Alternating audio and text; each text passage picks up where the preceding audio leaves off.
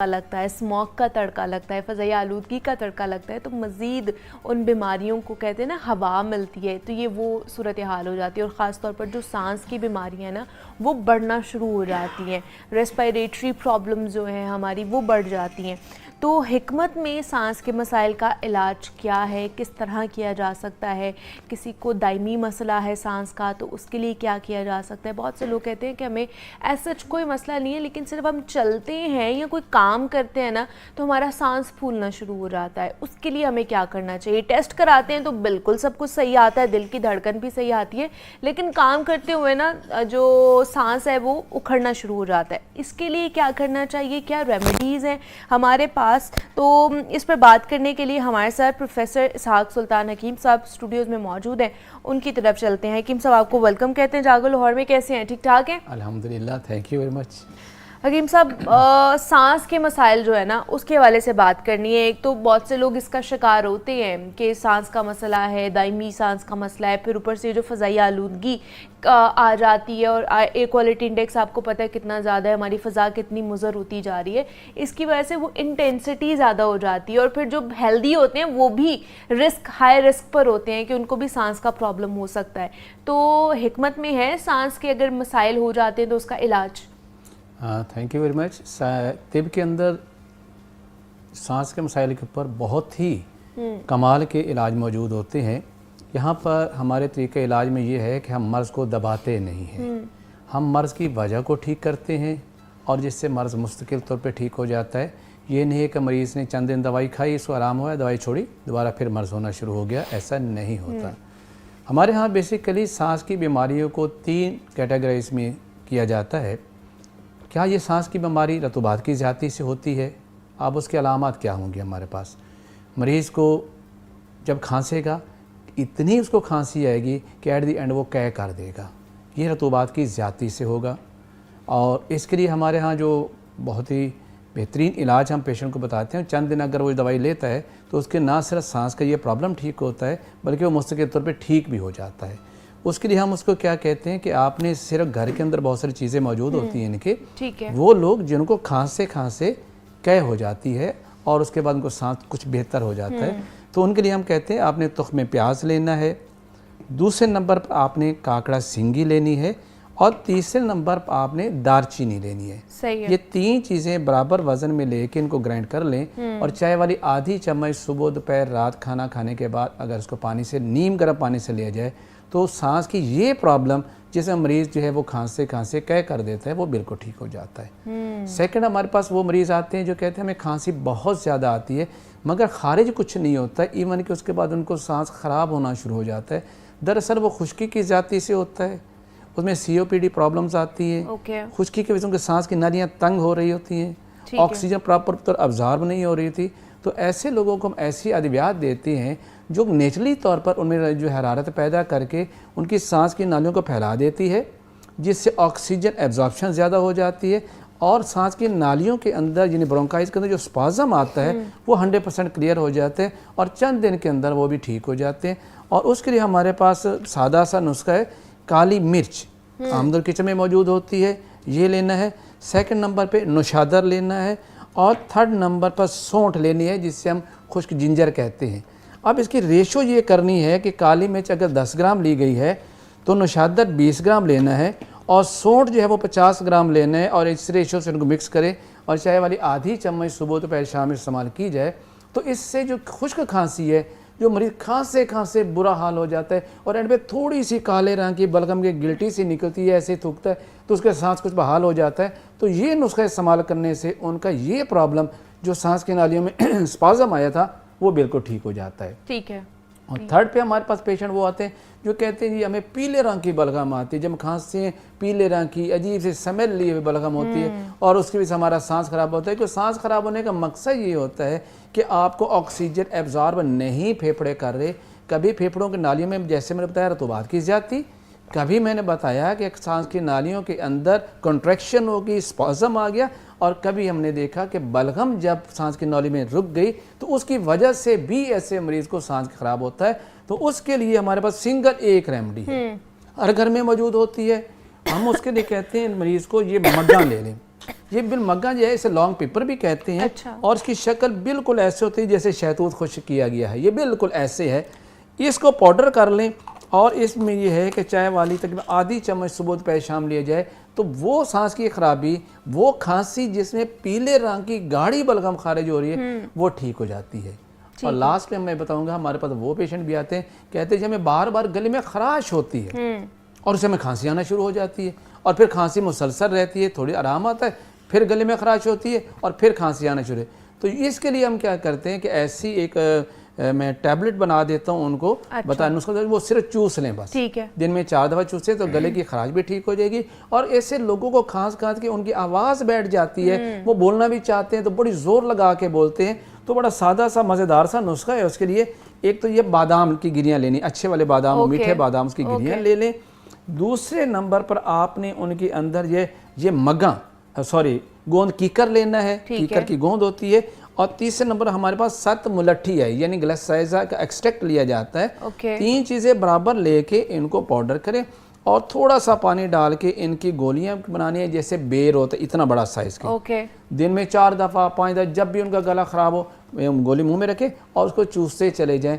जैसे जब वो चूसते चले जाएंगे इतना सूद इफेक्ट देता है कि उनकी सांस की नाली या गले के अंदर जो खराश हो रही थी वो ठीक हो जाती है। और जिन लोगों की ज़रा सा ऊंचा बोलने से आवाज़ बैठ जाती है, जैसे कि गाने वाले लोग होते हैं, जैसे नात खां लोग होते हैं, जैसे मुकर्रीन होती हैं, जैसे कि आप जैसे लोग जो होते हैं जिनका वोकल कार्ड का ज़्यादा इस्तेमाल होता है, जिनकी आवाज़ बैठ जाता है थोड़ा सा लाउड बोलने से, अगर ये रेमेडी उनके पास हो और वो इस्तेमाल करें, बिलीव करें कि वो जितना मर्जी बोलते चले उनकी आवाज़ें नहीं बैठेंगी और उनके गले की खराश परमानेंटली ठीक हो जाएगी। ये है वो तरीका इलाज जो तिब्ब हमें बताती है कि वो रूट काज का इलाज करती है, मर्ज को दबाती नहीं है। सही है। अच्छा, इसमें जो 4 आपने तरीका इलाज बताए हैं, इनमें वो लोग जिनको कहीं ना कहीं बीपी का प्रॉब्लम होता है, शुगर का प्रॉब्लम होता है, दिल का प्रॉब्लम है, जिसमें बहुत सिलेक्टिव चीज़ें उन्हें खानी पड़ती हैं, वो लोग भी खा सकते हैं? इसमें ऐसी कोई चीज़ तो नहीं है कि जिससे उन्हें मना है? इसमें सिर्फ ये है कि देखना पड़ेगा कि जैसे मैंने बताया कि क्या उनको जो सांस खराब होता है रतूबात की ज़्यादती से हुआ था, क्या उनको सांस खराब खुश्की की वजह से हुआ था। नॉर्मली जैसे आप बता रहे हैं कि जिन लोगों को बीपी हाई होता है या जिनको हार्ट की प्रॉब्लम होती है उनमें कोलेस्ट्रॉल, ट्राइग्लिसराइड और ये सारी चीज़ें बड़ी होती हैं, तो उनके लिए जो नुस्खा मैंने बताया है जो खुश्क खांसी के लिए वो इस्तेमाल करती हैं, तो ना तो उनका बीपी हाई होता है, ना उनका कोलेस्ट्रॉल डिस्टर्ब होता है, ना उनको हार्ट को कोई इशू होता है। ये अगर मेरे बताए हुए तरीके के मुताबिक डायग्नोज पहले करें, देखें कि मैंने क्या बताया और किस तरह की खांसी के लिए क्या बताया, तो यकीनी तौर पे इसका कोई आफ्टर इफेक्ट नहीं होता। अच्छा, अब कुछ लोग कहते हैं कि हम सीढ़ियाँ चढ़ रहे होते हैं या हल्का फुल्का काम भी कर रहे हैं ना, तो उसकी वजह से सांस फूलना शुरू हो जाता है, तो वो किस बीमारी की अलामत हो सकता है और उसका इलाज क्या है? ये एक सिम्टम है सांस का फूलना, ये बीमारी नहीं है। ओके। अब उसकी रूट काज क्या है? अब देखिए कुछ लोग होते हैं उनको खून की कमी होती है, ऑक्सीजन कैरियर तो आपका आरबीसी है ना, जब आप चलते हैं तो ऑक्सीजन की ज़्यादा जरूरत पड़ती है, एचबी आपका कम है, आरबीसी, तो वो चलेंगे तो उनका सांस फूलेगा।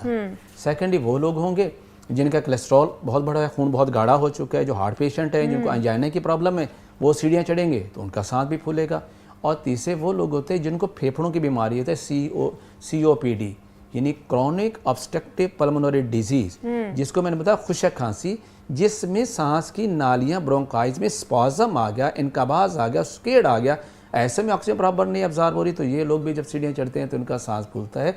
तो देखना ये है सांस फूलना एक अलामत है, बीमारी नहीं है। किस वजह से सांस फूला उसका इलाज करेंगे। जैसे कि सांस फूलने का ताल्लुक अगर फेफड़ों के साथ है तो फिर जो नुस्खा मैंने उनको बताया है कि इसमें काली मिर्च है, नुशादर है और सौंठ है, इसके इस्तेमाल करते हैं, तो सांस की वजह से या ब्लड प्रेशर या कोलेस्ट्रॉल हाई होने की वजह से उनका प्रॉब्लम है तो इससे ठीक हो जाएगा। अगर अनीमिया की वजह से है या कमज़ोरी की वजह से है तो फिर उसका अलग तरीके से इलाज किया जाएगा। तो उसका इलाज फिर वो डॉक्टरी तरीके से होगा? नहीं, हमारे यहाँ उसका बेहतरीन इलाज होता है। ठीक है, तो वो भी बता देना कि अगर आयरन की कमी है, ब्लड की कमी है, उसकी वजह से अगर सांस फूल रहा है तो उसके लिए क्या कर सकते हैं? होता है कि उनके अंदर प्रोटीन की डेफिशिएंसी, उनका अपनी डाइट को बेहतर, अपनी डाइट को रिच करना चाहिए। और सेकेंडली हमारे पास आंवला एक बेहतरीन दवा है। अगर वो आंवला जो है उसका मुरब्बा जो है सुबह शाम एक एक दाना अगर इस्तेमाल किया जाए, और इससे बढ़ के एक और बड़ा कमाल का नुस्खा मैं आपको बताता हूँ, बड़ा वेल एक्सपीरियंस है मेरा। सिर्फ मुनक्का, 3 दाने मुनक्के के रात को एक आधे कप पानी में भिगो दें, सुबह उनको अच्छी तरह मल के मुनक्के जो पानी है वो पी लें और मुनक्के को चूस के खा लें। ज़्यादा से ज़्यादा 2 से 3 हफ्ते के अंदर जब दोबारा HB लेवल चेक करवाएंगे तो उनका HB नॉर्मल हो चुका होगा, बगैर किसी साइड इफेक्ट के और बगैर किसी कैप्सूल और फलां आयरन प्रोडक्ट नहीं, सिर्फ इसी तरह एक्टिवेट हो जाते हैं उनका बोन मैरो कि उनका HB लेवल ठीक हो जाता है, सिर्फ मुनक्का खाने से। सिंपल मुनक्का, और वो भी 3 दाने बस। ओके, 3 दाने वो रात को आपने भिगो के खाने हैं। रात और को वो भिगो- गरम उनकी तासीर गरम वगैरह तो नहीं होती है? आमतौर पे ये खून की कमी जो होती ही बलगमी मिजाज के अंदर रहती है। ओके, लिहाजा इसके लिए हमें दवाएं भी ऐसी देनी पड़ती हैं जो बलगम को ख़त्म कर दें और उसके जिस्म के अंदर बोन मैरो को एक्टिव कर दें, तो ये मुनक्के का बेहतरीन रिजल्ट मिला है। ठीक है। क्या आप इससे जो अपनी खून की कमी पूरी कर सकते हैं? और जिनको खून की कमी की वजह से जो है ना सांस का प्रॉब्लम होता है, सांस चढ़ता है, वो ये रेमेडी कर सकते हैं। मज़ीद भी बात करेंगे हम, लेकिन यहाँ पे एक छोटी सी ब्रेक लेते हैं, मिलते हैं इस ब्रेक के बाद।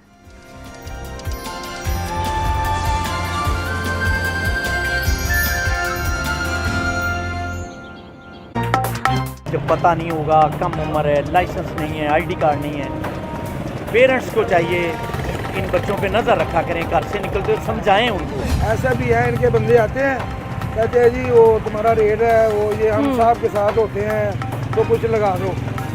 अगर उनको 2000 रुपये दे दिया तो हम पाक हैं, अगर उनको पैसा नहीं दिया तो तीसरे दिन चलान ज़रूर उसका पर्चा हुआ हो। बाहर आई जरा आज तुम साढ़े ना बाहर गल करनी है। जिन अफसरान को रोका जाए जो आपको बदनाम कर रहे हैं, पैसे खुद कमा रहे हैं। ठीक है। हमें 25 दी गई है, 25 का चलान ये पर्ची दिखाएं जरा कैमरे के आंख में, कब हुआ चलान?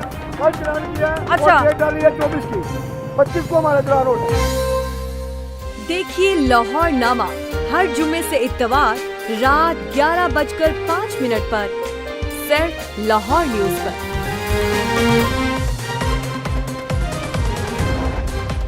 सूबाई दारुल हुकूमत में स्मोक के डेरे AQI 307 record.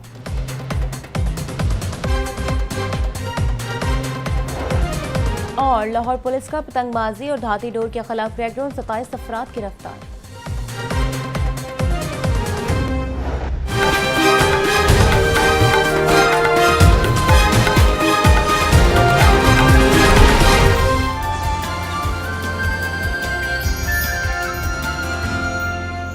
Welcome back to जागो लाहौर। जनाब, हम बात कर रहे हैं सांस के मसाइल के हवाले से हिकमत में क्या तरीका इलाज मौजूद है। तो हमारे साथ प्रोफेसर इसाक सुल्तान हकीम साहब मौजूद हैं। हकीम साहब, क्या कुछ ऐसी ग़िज़ाएँ भी हैं जिसकी वजह से हम अपने, क्योंकि बहुत से लोग कहते हैं हमारा स्टेमिना नहीं रहा है, हम थोड़ा सा जैसे एक्सरसाइज भी करने जाते हैं ना तो हमारे सांस फूलना शुरू हो जाता है, उसमें भी कोई रेमेडीज़ हैं या ऐसी ग़िज़ाएँ भी हैं जो कि हमारा स्टेमिना को बेहतर करने के हवाले से मददगार साबित हो सकती हैं? जी बिल्कुल, तिब के अंदर भी है और वैसे भी अगर एक शख्स अपनी बैलेंस डाइट लेता है जिसके अंदर उसके प्रोटीन्स जो हैं, कार्बोहाइड्रेट्स हैं, फैट्स हैं, मिनरल्स हैं और पानी की मुनासिब मिकदार लेता है, तो उसकी अपनी एक तो सेहत अच्छी रहती है, उसकी क़ुव्वत मुदाफ़त बेहतर रहती है और इस तरह वो इन बीमारियों का शिकार होने से काफ़ी हद तक वो बचा रहता है। तो इसमें जैसे कि हमें अपने ग़िज़ा के अंदर जो है गोश्त का इस्तेमाल करना चाहिए, मछली है, मुर्गी है, उसका इस्तेमाल करना चाहिए।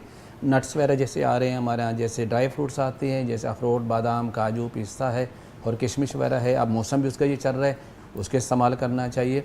और इस तरह मल्टीविटामिन्स की जहाँ ज़रूरत हो, अगर बॉडी में डेफिशिएंसीज की आ रही है तो मल्टीविटामिन्स का ज़रूर इस्तेमाल करें। तो ये चीज़ें जब इंसान रेगुलर इस्तेमाल करता है तो फिज़िकली भी स्ट्रांग होता है और इन बीमारियों से भी उसकी जो काफ़ी हद तक मुदाफ़त पैदा हो जाती है। और फिर उसको एक्सरसाइज लाजमी रखनी चाहिए। ठीक है। अगर शुरू में थोड़ा थोड़ा चले, लेकिन जैसे जैसे वो अपने एक्सरसाइज को बढ़ाता चले जाएगा तो उनका सांस पुख्ता होना शुरू हो जाता है और फिर उनको चलने में उन्हें सांस नहीं फूलता।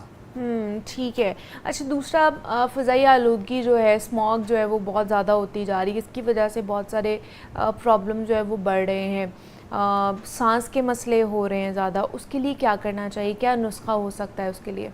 पहले तो ये देखिए कि ये स्मोक आता कौन से महीने में, सर्दी के महीने में आता है जब फोग होती है और उसके अंदर फिर ये जो धुआं और ये बाग के अदर केमिकल जब उसमें शामिल हो जाते हैं, that becomes a smoke. Yes. तो मतलब ये है कि ये बीमारी सर्दी की है। अगर हम अपने आप को सर्दी से बचाएं, ऐसी चीज़ें मत इस्तेमाल करें जो हमें सर्दी पैदा कर सकें जिस्म के अंदर, जैसे कि ठंडा दूध है, ठंडे फल वगैरह हैं,